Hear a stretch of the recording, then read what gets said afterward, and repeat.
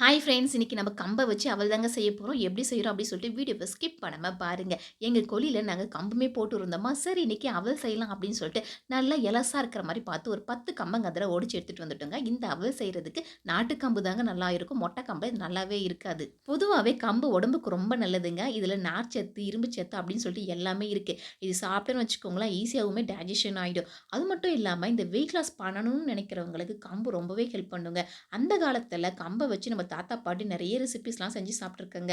கம்மங்களி, கம்மஞ்சோறு, கம்பங்கூழு, கம்பு அவல் அப்படின்னு சொல்லிட்டு. இந்த கம்பு அவல் செய்றது ரொம்பவே சிம்பிள்ங்க. நாம ஒடிச்சிட்டு வந்த கம்ப நல்லா நுமுட்டி வச்சுக்கணுங்க. நுமுட்டுறப்ப அதுலேருந்து சில கொங்கெல்லாம் கீழ விழும். அதெல்லாம் தூக்கி தூர போட்டுட்டு, கம்ப மட்டும் நல்லா சுத்தமா கிளீன் பண்ணி எடுத்து வச்சுக்கணுங்க.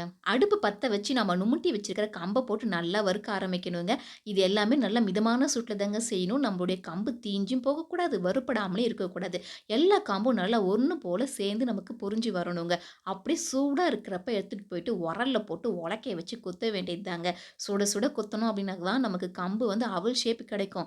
ஆறிப்போச்சுன்னு வச்சுக்கோங்களேன், கம்பு மாரியே தான் இருக்குமே தவிர நமக்கு அந்த ஷேப்பு கிடைக்காதுங்க. அப்படியே உலக்கையில குத்துறப்ப உப்புமே போட்டு சேர்த்துக்கணுங்க.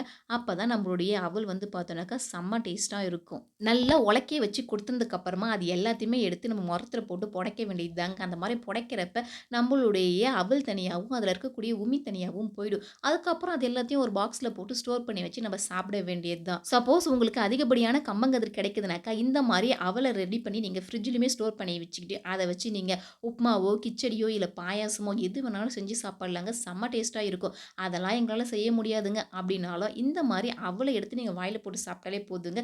செம்ம சூப்பரா இருக்குங்க. இதெல்லாம் அந்த காலத்து ஸ்நாக்ஸு.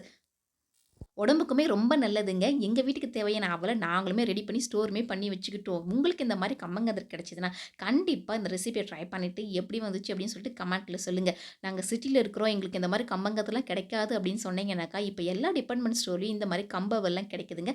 அத வாங்கி சாப்பிடுங்க. Okay friends. இதோட இந்த வீடியோ நான் முடிச்சுக்கிறேன். நம்மளுடைய கம்பவல் ரெசிபி உங்களுக்கு புடிச்சிருந்துச்சுன்னா, வீடியோக்கு ஒரு லைக் பண்ணுங்க, கமெண்ட் பண்ணுங்க, ஷேர் பண்ணுங்க. அண்ட் மறக்காம நம்மளுடைய சேனல சப்ஸ்கிரைப் பண்ணிட்டு பாருங்க. Thank you.